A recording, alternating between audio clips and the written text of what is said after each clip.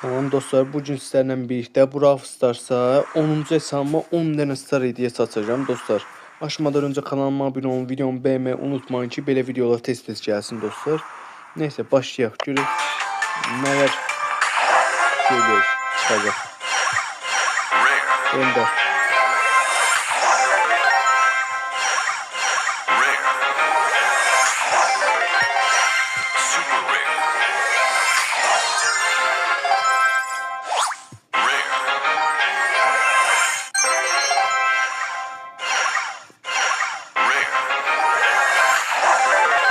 Şey vermir ha.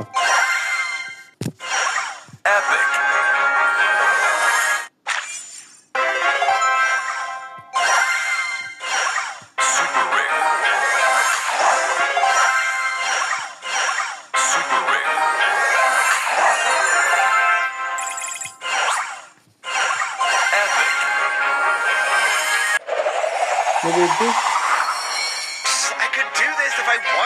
Kıza Edgar'ın diye sen Ender kostümünü verdi.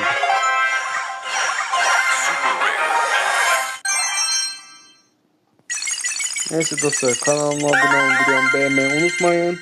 Görüşürüz, hoşça kalın, bay bay.